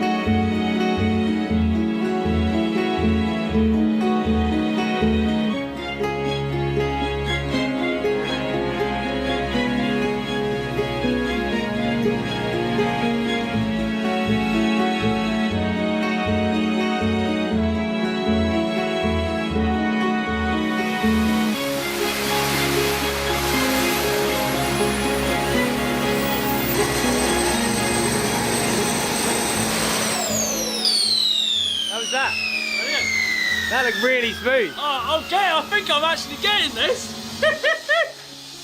Flying. I can do flying, mate. Right, can I do it now with the board on my feet? Shouldn't be a problem, but you know what it's like when you add something into the equation, you have brain farts and then you're all over the place.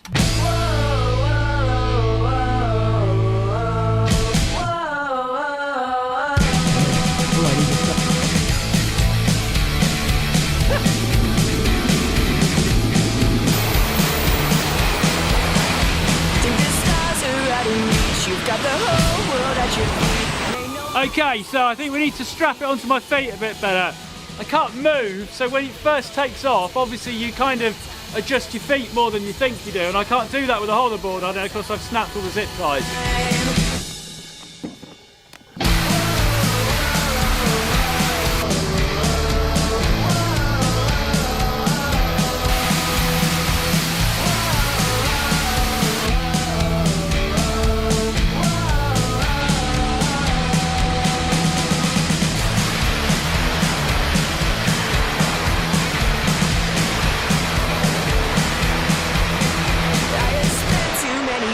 Trying to find a better place, but no matter where I go, it feels the same. 'Cause you can't keep waiting for an invitation for an unknown time or destination. Start to shine one more time.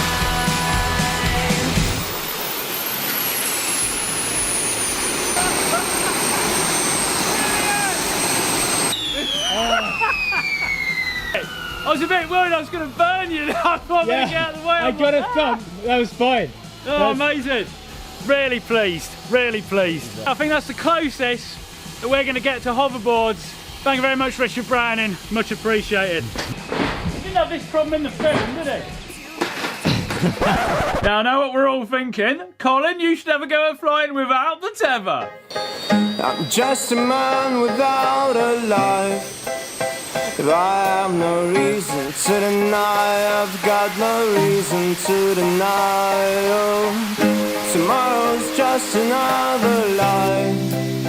It's been before. It's been before. Oh, I'm just a lover passing by. Oh, I have no time. Don't waste my time. Still asleep and paralyzed. Oh, I see the ghosts and I the sun never rise. I'm still alone in paradise. I know the sun never rise for me tonight. And I've tried my best to be the same.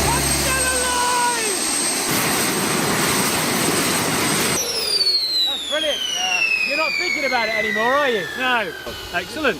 Well, there we go. Right, you can fly.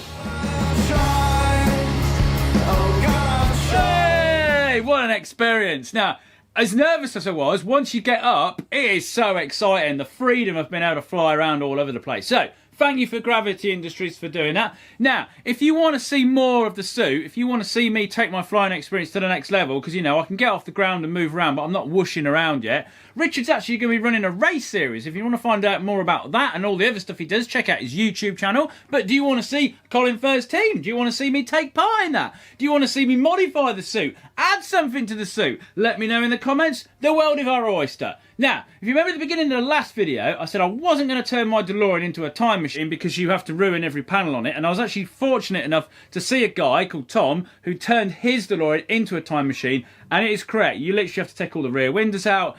Everything gets hole screwed in it. Every piece of interior trim pretty much gets destroyed. But it looks like a time machine at the end of it, which is pretty cool. So if you want to see the DeLorean in more videos in some way that is not drilling holes in it, let me know in the comments. But there we are. What a wonderful experience. Now then, next video, I've got to make the screw tank I've made. I've got to try and make that float and give it a weapon. Yep. This is the Colin First channel. Subscribe.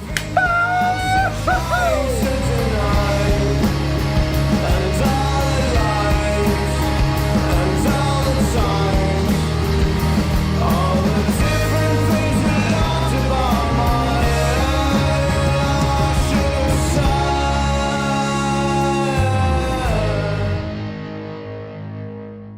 Okay, internet, I got a problem. My garden swing set. It's annoying me. Rubbish. Now, don't get me wrong, it is a perfectly good swing. It works fine. Now, I love mowing my lawn, so much so that in the last video, I tried to get my lawnmower to run off smoke. It's working! Now, regardless of what fuel my lawnmower is running on, I'm fed up with having to move the swing around the garden to mow around it. And also, I've got previous with swings. I've made a much better one. A few years back, I made a huge 360 swing. So we're going to do something about it. Going to make it so I don't have to move it, and I'm going to make it a lot better. Oh, what we got going here? Oh. New merch? Have you seen the new merch? Have you seen the new merch? It's second Colin. Oh, yeah. Look, I've already done the merch plug on the swing. This is just way too much. It's not very British. Come on, out you go. Right, I've got some digging to do. There's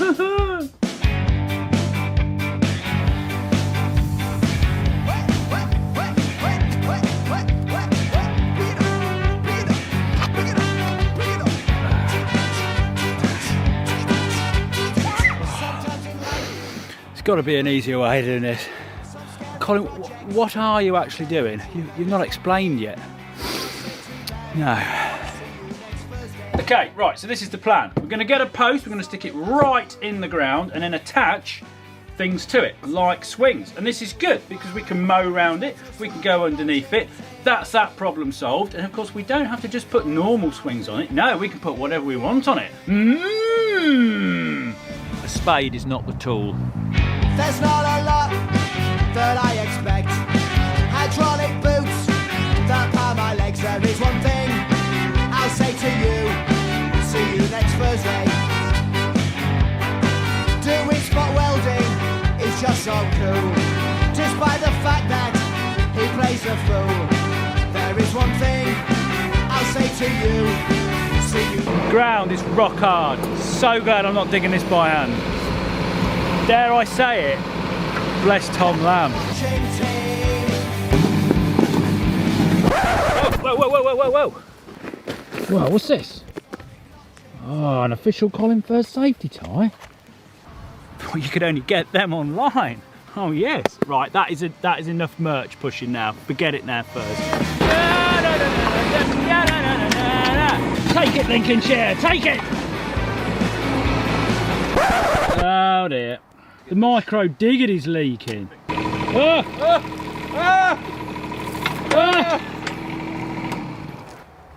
Last time Tom went, I did digger spinning.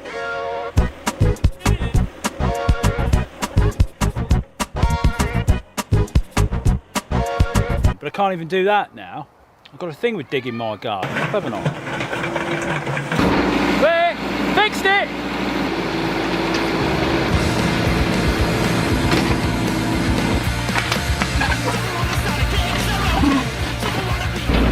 Right, we've reached the rock now, so I think we're going to have to put the old chisel-y thing on.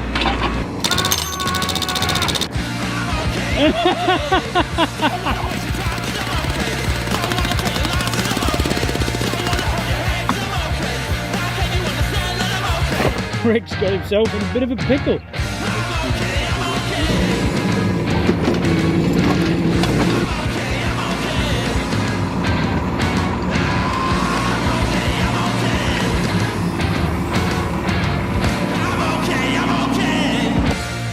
Okay, that's the hole dug. Now we need a chuffing great bit of steel.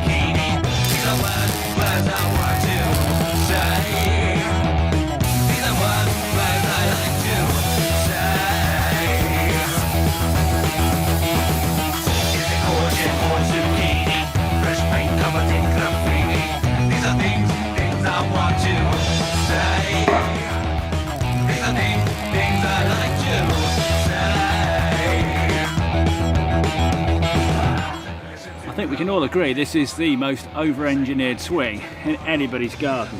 Things I'm going to do. These are things I want to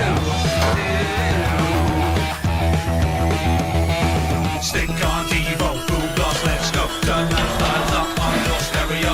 These are things. That's in. That is in, Colin.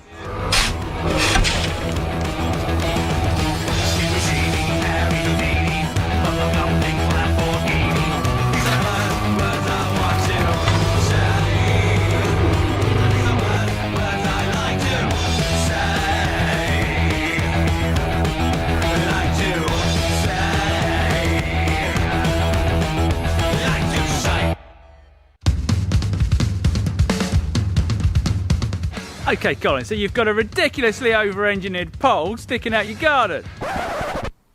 We seem to have lost some grass somewhere. Isn't this supposed to be a swing? Right, so we've got this plate here, which means we can bolt all sorts of things on it, of course, like a swing. Everybody's looking at me. Nobody's letting me be. Daddy, this is rubbish. I thought you were going to make a better one. Is that a child-sized Stanford Hovercorps t-shirt? Yeah, he's right. It could be better.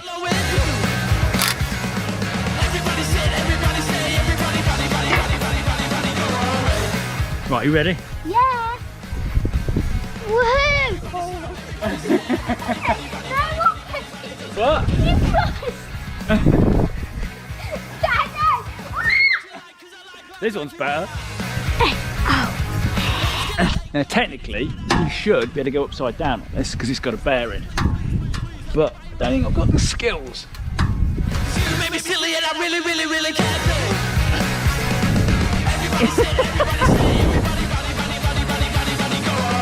do. Right, we're getting there. It's 35 degrees today. I've got a better idea. Everybody stop, everybody say, everybody.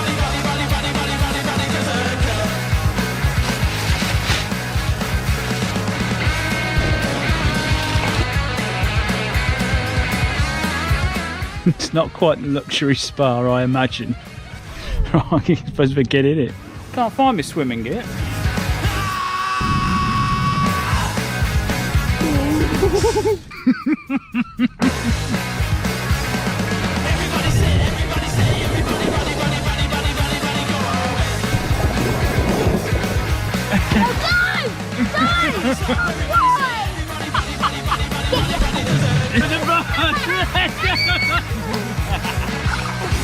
Got kids swing, kids better swing, and we've got the cold tub. We need to go upside down now.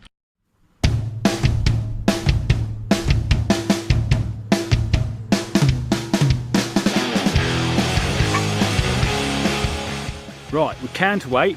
This is the easiest 360 swing ever.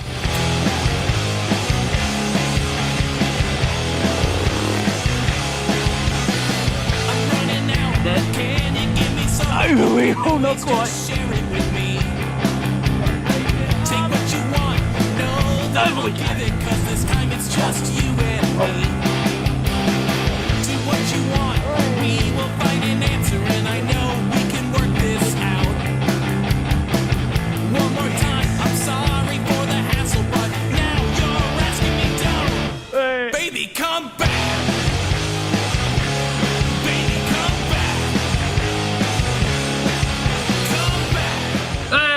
That's a bit of fun, wasn't it? Yeah, I feel sick now. I'm not very good with going upside down. Now, as well as this being a cool swing and cold tub hanging unit, it's actually going to be quite handy to have something at the ground which is nice and solid, which I can fix various things to. So keep an eye on that in future projects. Now, also, you may have noticed on YouTube that they are automatically putting mid-roll adverts in videos over 8 minutes long. Now, I actually think this is the most annoying thing ever that they could do, and I've automatically switched off all the mid-rolls on my videos because I think it makes for a terrible user experience. So, if you want to support creators like ourselves, buy our merchandise, subscribe, share our videos, that's the best way you can do it, and not filter the blooming videos full of adverts. Now then, next project, gonna make one of my son's ideas. He's been nagging me for ages. Dad, can you make my thingy? All through lockdown, Daddy gonna make it, Daddy gonna make it. So before he goes back to school, I'm gonna make his invention. So yeah, brace for that. Right, see you in the next one. Subscribe. I've linked the big 360 thing at the end. Oh, the end of the video.